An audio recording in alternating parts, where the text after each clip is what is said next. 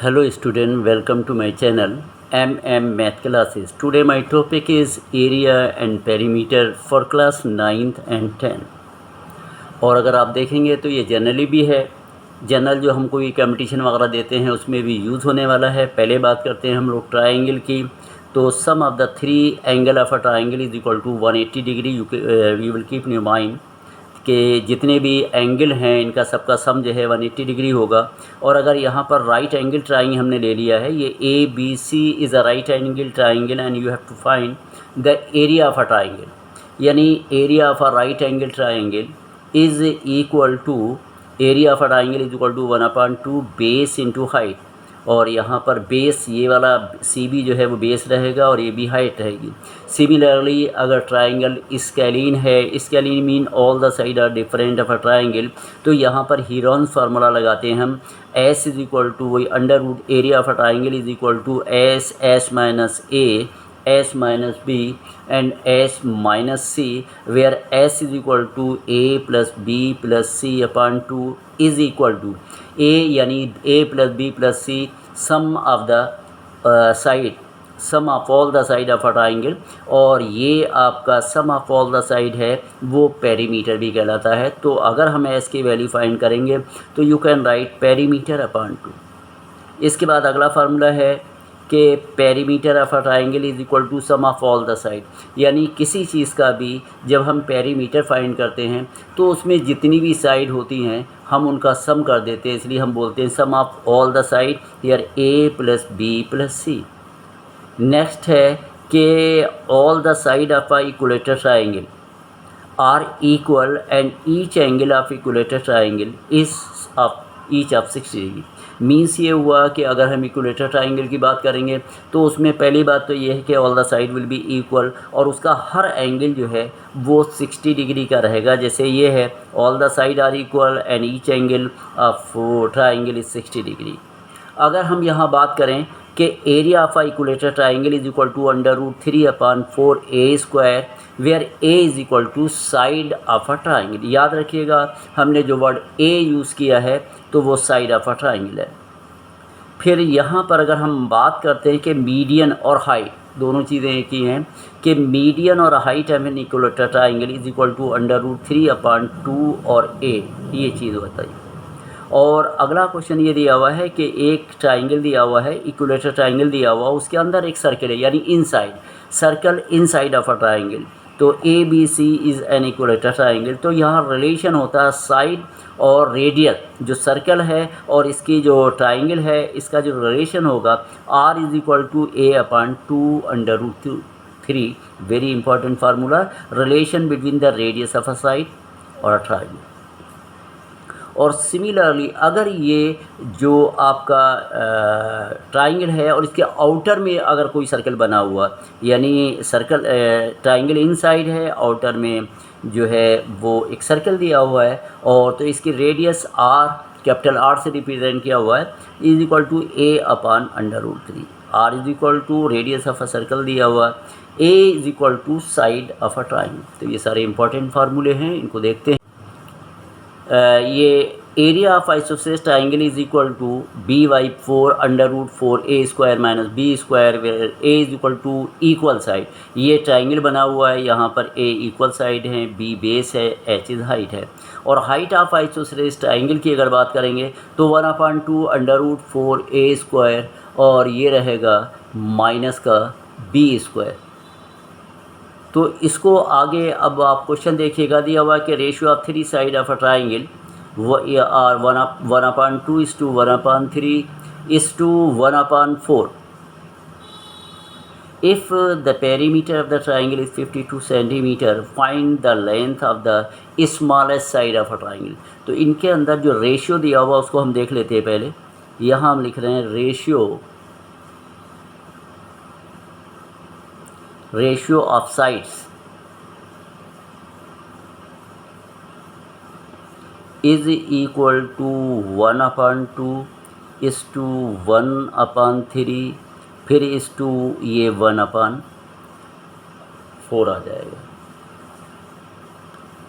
जब इसका एलसीएम ले लिए 2, 3, 4 का, ये एलसीएम आपका 12 हो जाएगा। ईच टर्म मल्टीप्लाइंग बाई 12 तो इसको हम यूँ लिख सकते हैं कि 1/2 इंटू 12, फिर इस 2 लगा दीजिएगा, 1/3 इंटू 12, देन इस 2 लगाइएगा, 1/4 फिर इंटू 12। इस तरीक़े से हमने ये 2 6 द 12 आ जाएगा, 3 4 द 12 रहेगा, 4 3 द 12। तो ये जो आपका रेशियो फाइंड हो जाएगा, ये आ जाएगा 6:2, फिर ये 4 और 3। अब यहाँ पर हम देखेंगे इनकी साइड जब रेशियो में होता है, कोई हम नंबर सपोज़ कर लेते हैं लाइक x, तो यहाँ पर साइड्स अगर हम लिखना चाहेंगे तो साइड्स आर, इसको लिख देंगे हम 6x, फिर ये आ जाएगा 4x, फिर आप लिख देंगे 3x। तो अभी रेशियो यहाँ से आपका ख़त्म हो जाता है।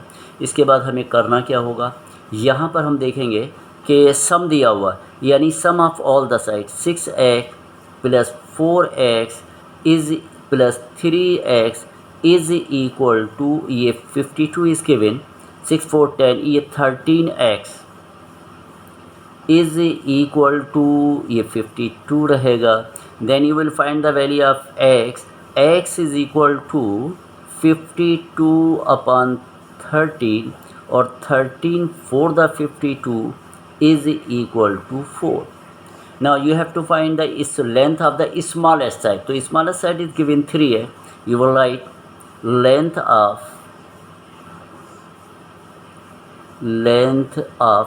smallest side. Smallest side is equal to 3x. It means 3, you will substitute value of x, this is 4, is equal to 12 centimetre.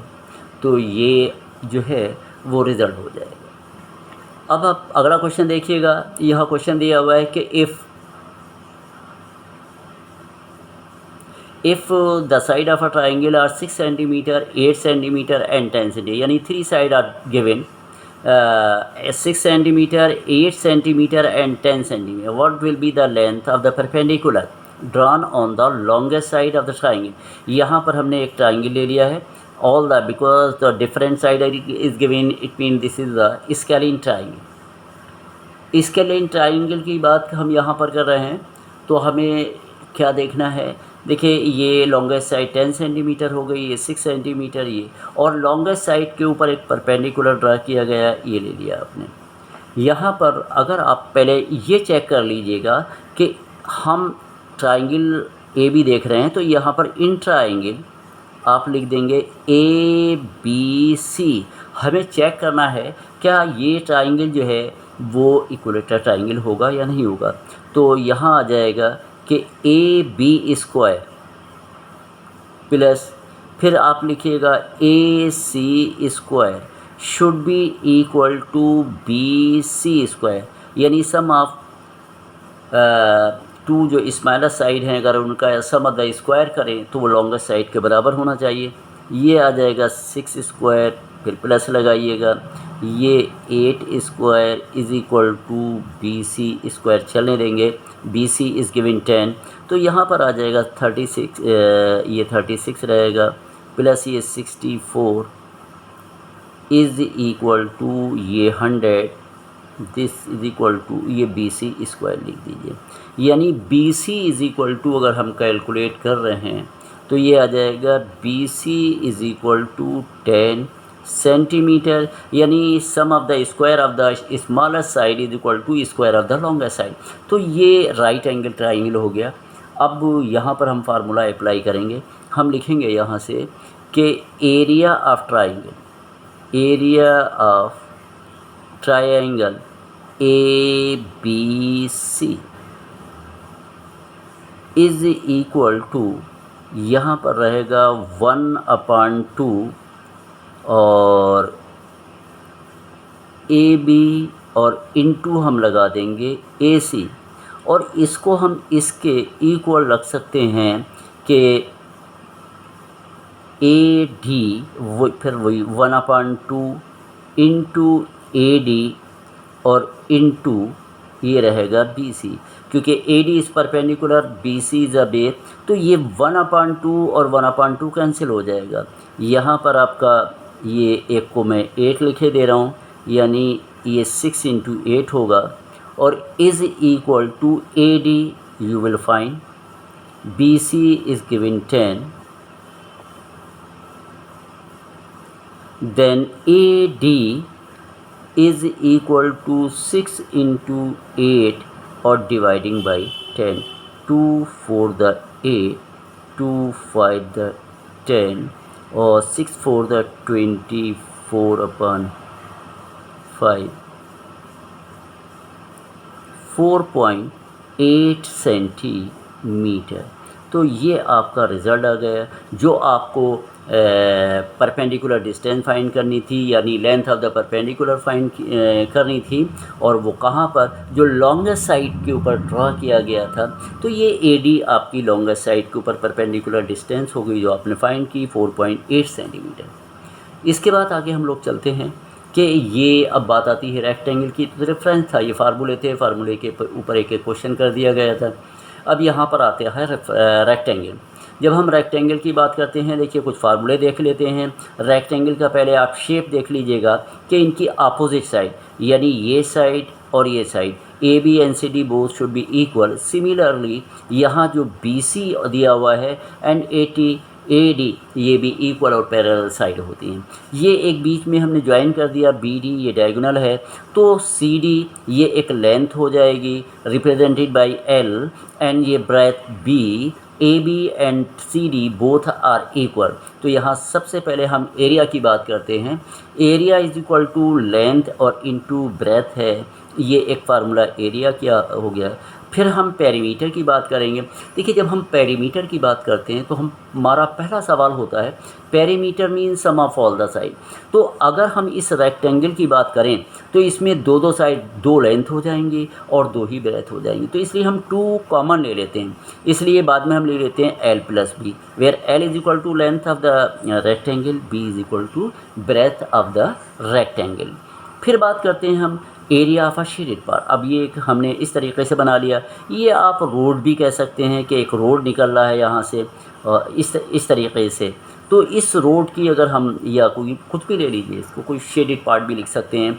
तो यहाँ पर जो है देखिए दिया हुआ area of a shaded part is equal to outer area minus inner area. Outer area की बात करेंगे तो ये आउटर वाला जो रेक्टेंगल है जिसका लेंथ L है, ब्रेथ B, तो इसमें से आउटर में से जो इनर वाला पार्ट है, यानी ये जो अंदर के साइड में आपका रेक्टेंगल दिया हुआ है, उसको हम माइनस करेंगे उसके एरिया को। ये लेंथ है रिप्रेजेंटेड बाय स्मॉल l, ये ब्रेथ है रिप्रेजेंटेड बाय स्मॉल b।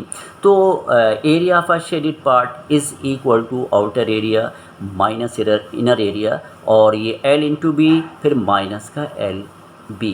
तो ये रेक्टेंगल के फार्मूले दे दिए हैं। अगला जो भी वीडियो इंशाल्लाह जो है परसों वीडियो डालेंगे, उसमें जो है हम इसकी डिटेल लेके चलेंगे, क्वेश्चन भी लेके चलेंगे, और पहले सारे फार्मूले बताएंगे, उनके ऊपर क्वेश्चन फिर चलेंगे, फिर एक टोटली जो है हम इसके ऊपर क्वेश्चन ही करेंगे। तो ये आज का टॉपिक इतना था, बस छोटा ही वीडियो बना है, और अगर पसंद आए तो इसको प्लीज़ सब्सक्राइब करिएगा और शेयर कर दीजिएगा। बाकी